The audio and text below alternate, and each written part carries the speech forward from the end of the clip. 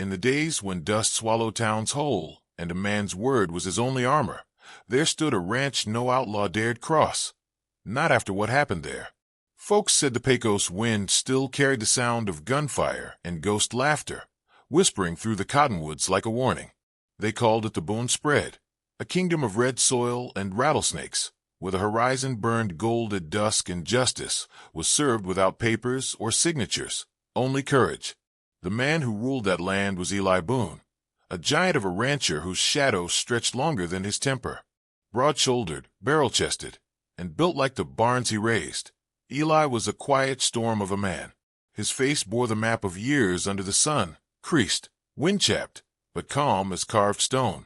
He didn't boast, didn't threaten, didn't talk more than needed. When Eli spoke, even the horses seemed to listen. It wasn't the size of him that made men pause. It was the stillness, the kind that comes from knowing your own strength and fearing no one else's. Beside that mountain of a man worked Martha Harlan, Big Marthy, as every hand on the ranch called her, though none ever said it with disrespect. She was round and rosy, her laugh booming louder than the dinner bell. To the cowhands, she was mother, medic, and miracle worker, the one who kept stew on the fire, biscuits in the oven, and tempers from flaring in the long, lonely weeks between paydays. Her arms were strong from kneading dough, her heart stronger still from weathering loss, a widow who'd outlived war and winter both. She fed everyone, scolded them like sons, and prayed for their souls at night. But to strangers, to men without manners or decency, she was an easy target. And in the West, cruelty often rode faster than kindness. One April morning, when the air hung heavy with dust and the Pecos shimmered like hot glass, the Black Vulture gang came through town. 5 riders, dressed in black coats, their horses foam-flecked and mean-eyed. At their head rode Cole Rankin, a man with a scar for a smile and hate for a heartbeat. His reputation rode before him. Bank robberies in Santa Fe, killings in Yuma, a hanging in Kansas he'd escaped by cutting his own rope. Cole Rankin laughed at laws and buried the men who tried to make him follow them.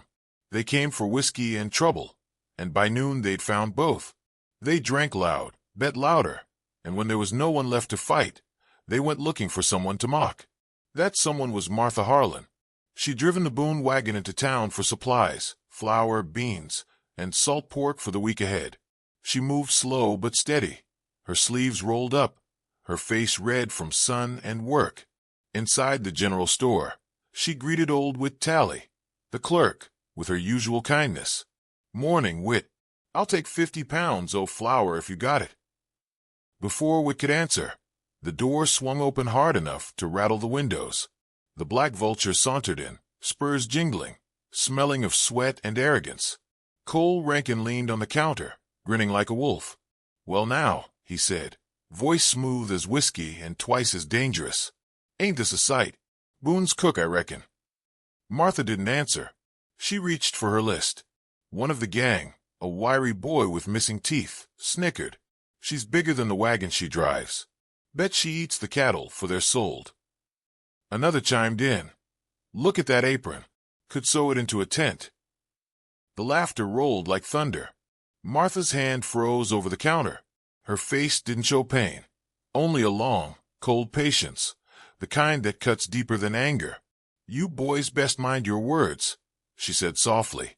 "There's things in this world you can mock and live. I ain't one of them." Rankin's smile thinned. "Feisty for a kitchen queen. Maybe Boone lets you wear his spurs too." "Huh." Whit Tally tried to step between them. "Cole, leave her be. You've had your fun." But Rankin wasn't done. He grabbed the bag of flour off the counter, tore it open, and let it spill into the dirt at her feet. "Now she looks proper," he sneered, "dusted like a buffalo biscuit." The men roared with laughter. Martha didn't move. She stared at him a long time, eyes steady, like she was memorizing the way he looked, every scar, every shadow on his face. Then she said, calm as a prayer, "You'll wish you'd never done that." Cole Rankin chuckled. "Maybe. But I ain't one for wishing, ma'am. I take what I want." By sundown, the Black Vultures were gone. The town exhaled, but not before they robbed the Boone supply wagon outside the last ridge, killing the driver, a quiet man named Ellis, who had 2 daughters waiting for him at the ranch. When Eli Boone found the wagon turned over, crates empty, and Ellis's body half buried in the sand, he didn't curse or cry. He just took off his hat, stood silent in the wind, and whispered, "You mocked the wrong soul, boys. This land remembers what's done on it."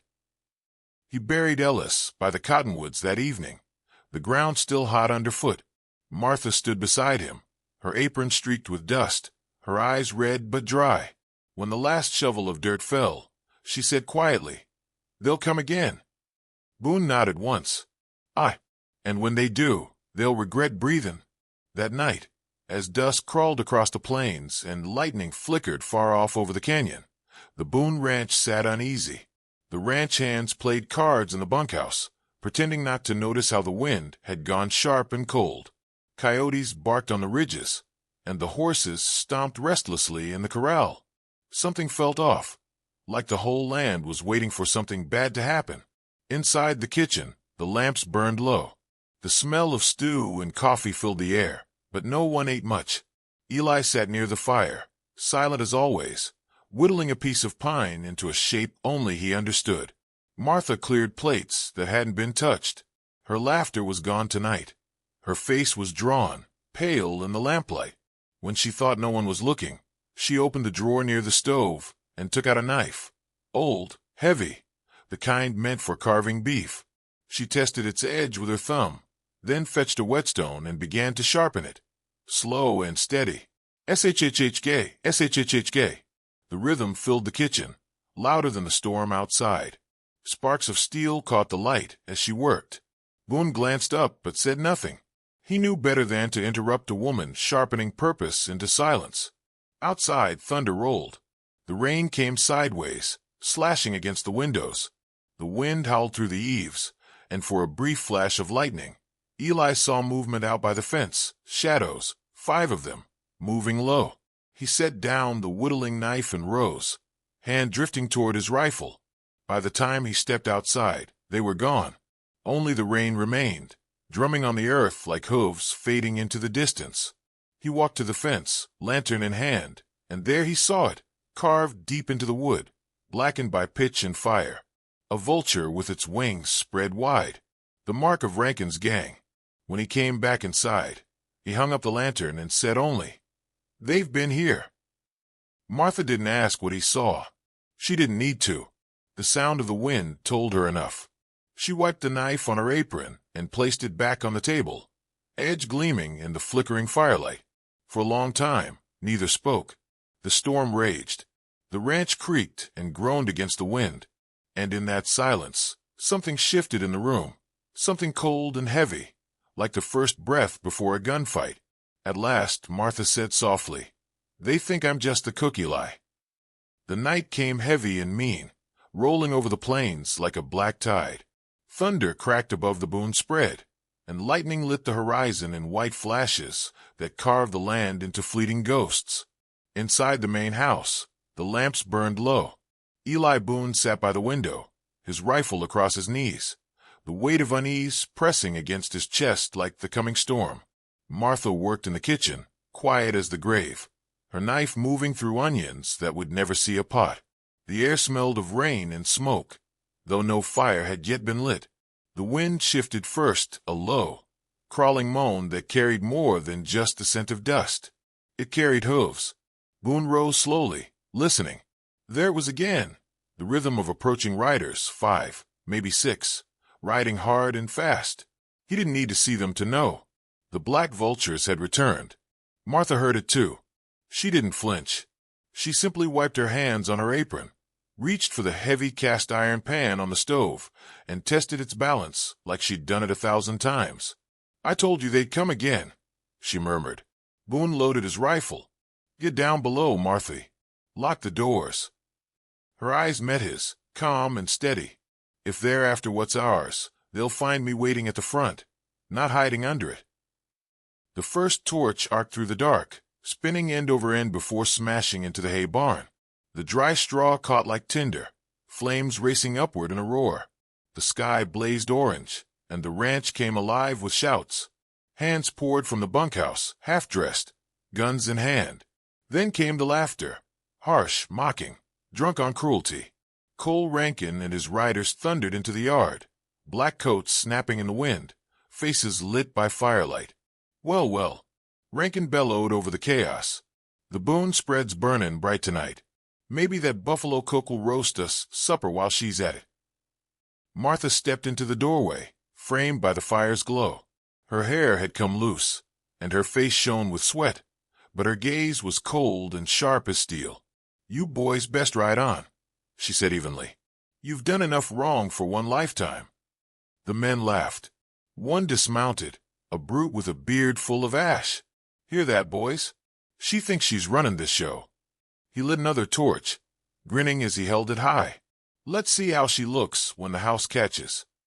Before Boone could raise his rifle, the man hurled the torch toward the porch. It sailed through the rain, a streak of orange death. But before it landed, Martha moved. She stepped forward, swung the cast-iron pan with all her strength, and the sound that followed cracked through the storm like a gunshot. The torch dropped harmlessly into the mud. The outlaw didn't. He went down without a word. His skull split open like a melon. For a heartbeat, the whole yard froze, men, horses, fire, and thunder all caught in that single stunned silence. Then the world exploded. Boone roared, a sound like the sky tearing in half, and charged into the nearest rider, dragging him from his horse. The two men hit the mud hard. Boone's fists were hammers, each swing landing with the sound of bone breaking. Gunfire burst through the yard. One ranch hand fell. Another shouted for cover. The black vultures fired wild into the smoke and rain, their bullets sparking off iron and stone. Martha dragged the wounded hand, young Billy Crane, back into the house, blood pouring from his shoulder. He whimpered as she pulled him onto the table. "Hold still," she told him, voice calm, hands already steady. The old instincts came back like breath. She tore his sleeve, pressed a cloth into the wound, then reached for the whiskey bottle beside the stove. "You're gonna live, boy. Just don't scream when I pour." Outside, Boone wrestled another outlaw into the dirt, the man's pistol spinning away. Lightning split the sky again, throwing everything into stark, silver horror. Through it all, Cole Rankin sat his horse laughing, revolver in hand. "You two think you can stop the black vultures?" he shouted. "You ain't even begun to bleed yet." The barn collapsed behind him, sending up a wave of sparks that rolled through the wind. The storm devoured the sky. Martha sewed Billy's wound with shaking but precise fingers. Her mind drifted, not away from the fight, but back through time, to another battlefield long gone. It was Virginia then. The ground had been soaked with blood, and the air had stunk of black powder and screams. Martha had been 22 and already a widow, cooking beans and biscuits for Union boys who were barely old enough to shave. But when the bullets came too close and the surgeon fled, she'd stayed. She'd cut flesh open with a field knife, poured whiskey into wounds, and learned what it meant to save a life while holding death's hand. And when raiders attacked the camp one night, she'd picked up a rifle and shot 2 of them clean through. Fat Martha. They called her then, too. The joke didn't last long. The present rushed back as a bullet shattered the window above her head.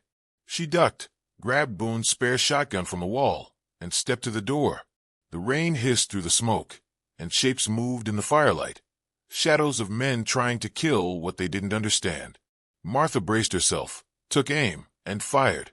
The recoil slammed into her shoulder, but one of the riders pitched backward off his horse.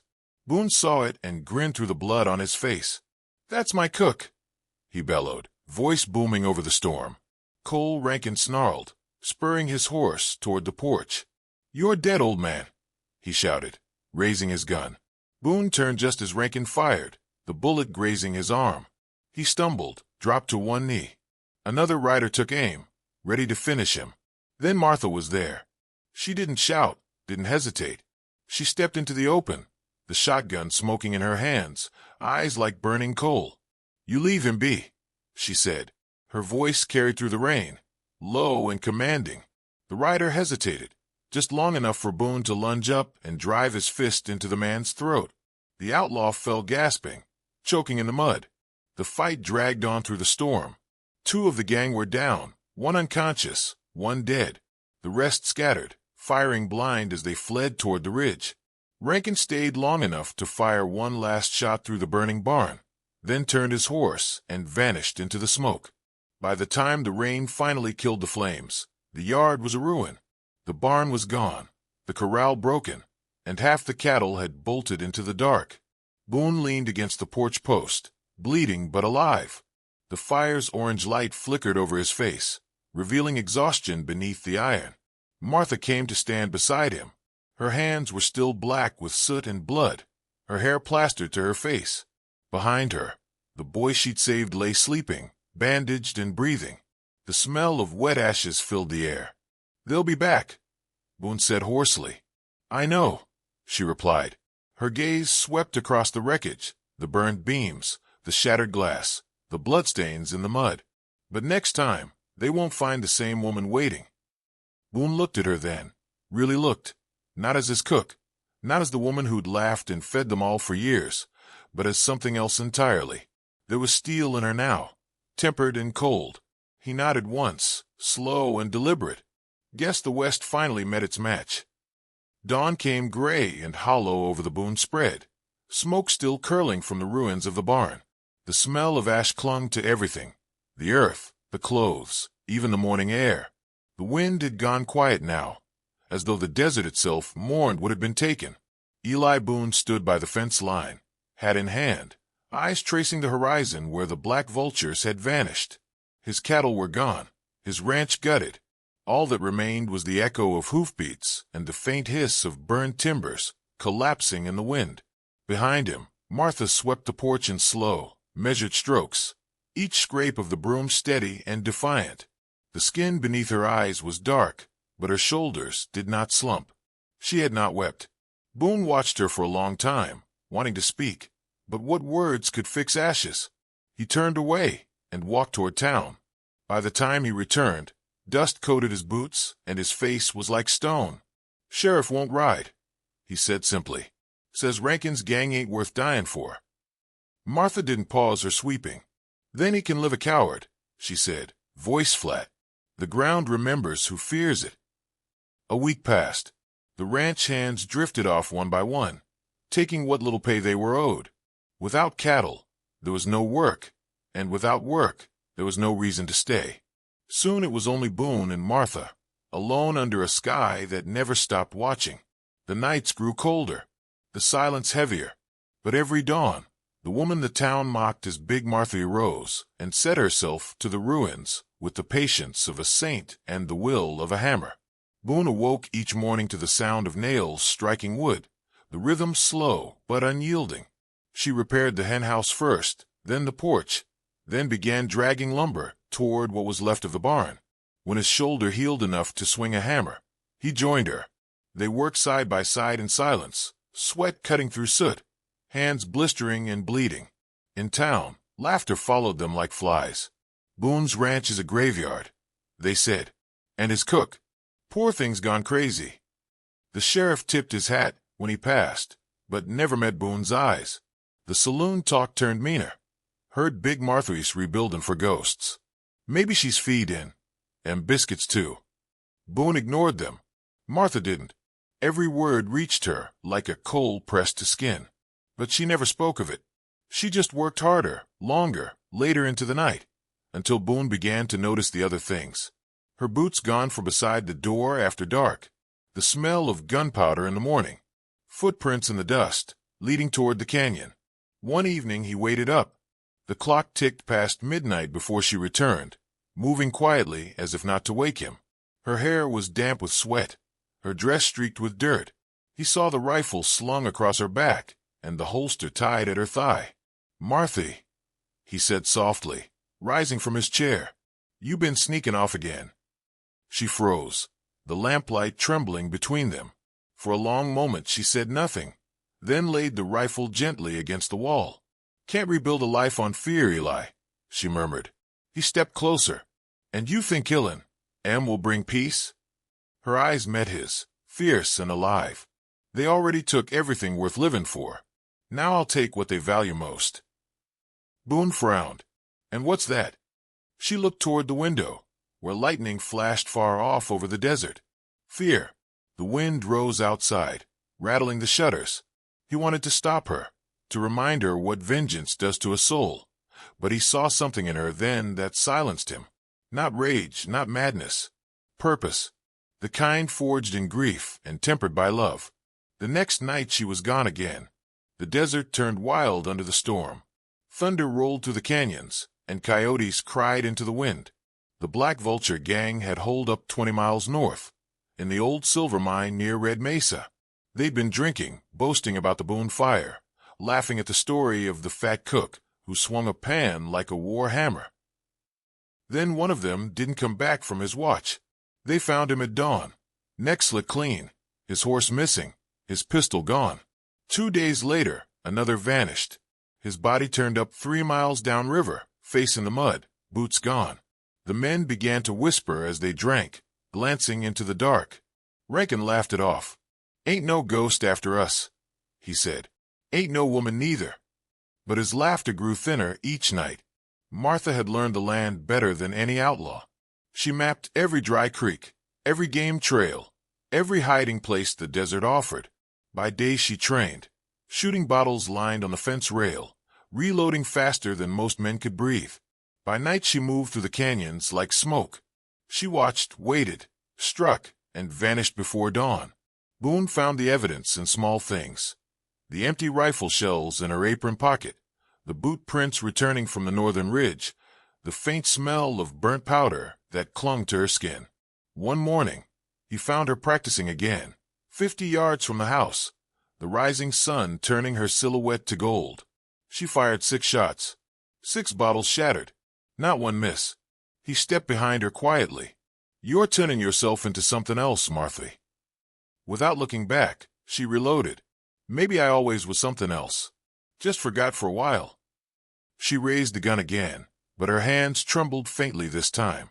Boone placed his hand over hers, lowering the barrel. "You're better than this." "I used to be," she said, "before they made me remember who I was." That night, the coyotes howled again, and thunder rolled across the basin.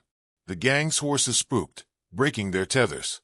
Rankin cursed into the wind, trying to rally his men, but fear was already eating through them like acid. When the third man disappeared, they found his horse the next morning, gutted, its carcass hanging from a mesquite branch, a single bullet hole between its eyes. Carved into the wood beneath it were 2 words, Boone's Land. By then, the desert carried her story faster than any newspaper. Stagecoach drivers spoke of a phantom woman who rode without light. Drifters told tales of gunshots in the night and black shapes hanging from trees, come morning. "The cook of Boone's ranch has gone mad," they whispered. "She's hunting the vultures one by one." In the saloons, the laughter stopped. In the sheriff's office, no one mentioned her name aloud. Boone didn't see her for 3 days. On the 4th night, he heard her come in. She sat by the fire without a word, staring into the flames. Her hands were cut and raw, and her coat was stained dark in places she tried to hide. He poured coffee into a tin cup, handed it to her. "How many?" She didn't look up. "Enough that the rest won't sleep easy." He sat beside her, the silence between them thick as the heat. Finally he said, "You can't carry this forever, Martha." She gave a hollow laugh. "Ain't carrying it, just settling the weight of what they started." The fire popped, sending sparks into the dark. Boone stared at her profile, the orange light flickering over her face. She looked older now, carved from the same rough material as the land itself, unyielding, eternal. Outside, lightning flashed again, followed by the long, slow growl of thunder. Somewhere far in the desert, a man screamed. The next morning, a rider came into town pale as chalk. He babbled about the Black Vulture's camp, bodies scattered, wagons burned. The rest of the gang vanished into the desert night. On a rock near the mine entrance, someone had scrawled in blood, "Tell the West she's coming." The desert lay still that night, too still for breathing things. Not even the wind dared stir the ashes that once marked Boone's barn. The moon hung low and yellow, its light washing the plains in pale sorrow. The coyotes, who usually sang their hunger to the dark, stayed quiet. It was the kind of silence that warned of something coming, a silence that seemed to listen. Eli Boone stood on the porch, one hand resting on the post that still bore the faint mark of the fire months before. His face was lined deeper now, but his eyes were calm, as if he had already spoken with death and reached an understanding. Across the yard, lanterns burned faintly in the dirt, a dozen or more, spaced with careful precision. Each flame marked a line, a boundary. Beyond them, the open field stretched into shadow. Inside the house, Martha moved slowly, checking her rifle by lamplight. Her hair was braided tight against her back, her apron gone, replaced by Boone's old duster coat. The light caught the steel of the rifle, gleaming like water in the dark. She didn't hurry. Every motion was practiced, patient. She had been waiting for this night. "They'll come before dawn," Boone said quietly, not turning from a window. Martha slipped the last cartridge into the rifle and looked up. "Then we'll make sure the dawn remembers them." It began just as the moon dipped behind the ridge. Hooves again for riders this time. Boone heard them before he saw them, the dull thunder rolling closer across the sand. When the first shapes appeared over the rise, they rode without caution. They thought they were coming to finish what they started. Cole Rankin rode at the head, his black coat billowing, his face gaunt and hard. The weeks had hollowed him, burned away his swagger, but his eyes still burned with hate. Behind him rode three of his men, weary, scarred, and desperate. Boone saw their rifles glint in the moonlight. "They're back," he said. Martha was already at the door. "Then it's time." She stepped out into the yard, rifle cradled in her arms.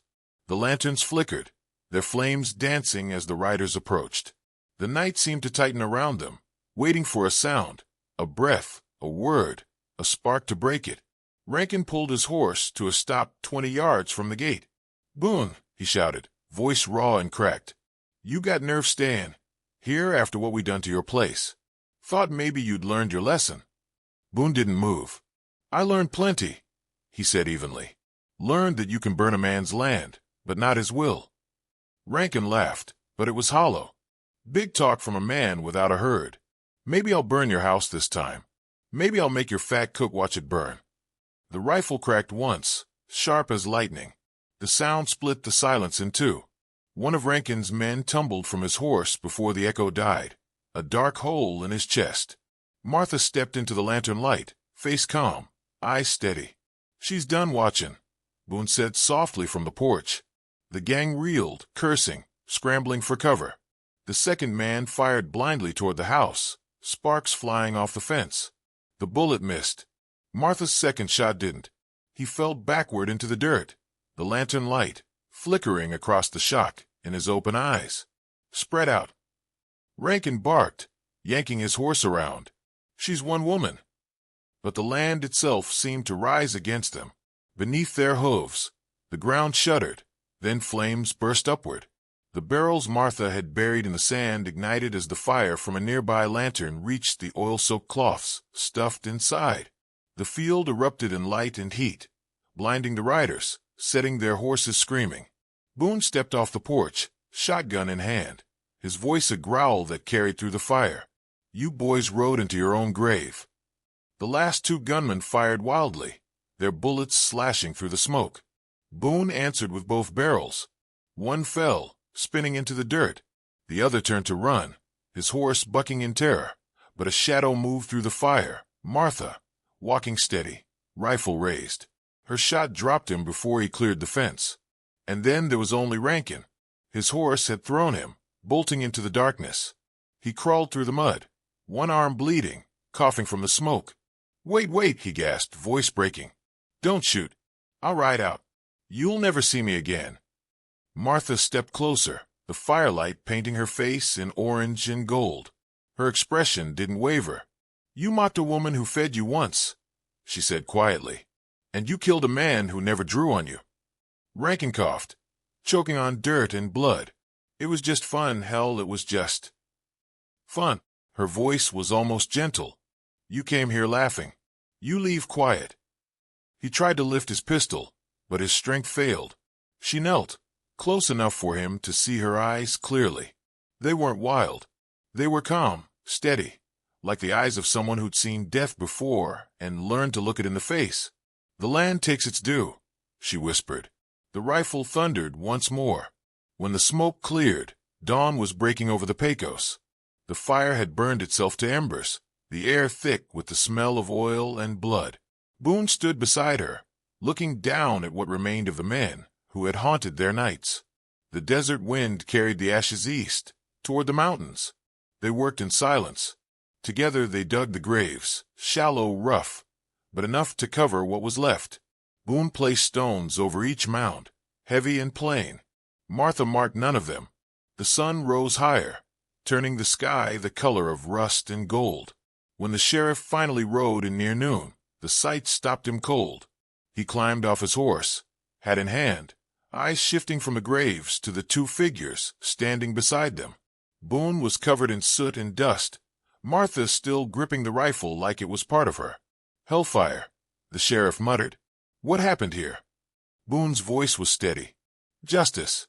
The sheriff looked at the mounds, then back at the woman who had once served him pie and coffee in town. He swallowed hard. You mean they came back? They did, Boone said, but they didn't leave. The sheriff nodded slowly. Guess the law won't be needing to chase him then. He glanced at Martha, his voice low. You do this. She wiped a streak of soot from her cheek, her face unreadable. The land did, she said. The sheriff studied her for a long time, then tipped his hat. Justice served. He rode away without another word.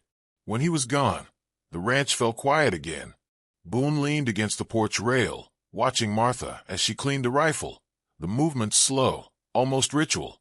He wanted to speak, to tell her it was over, that the ghosts were gone, but something in her expression stopped him. The fire in her eyes had cooled, but it hadn't gone out.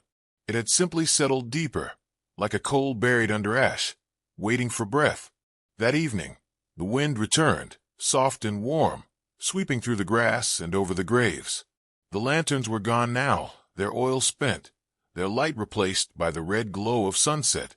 Boone stood at the gate as Martha came beside him, her shadow long and quiet across the ground. Will you ever rest? He asked. Her gaze drifted toward the horizon, where the desert met the sky. Rest, she said softly. Maybe, when the land does. He nodded once, and they stood there together as the light faded. The story of that night spread faster than any bullet ever could. Some said a woman went mad on Boone's land and burned a gang alive.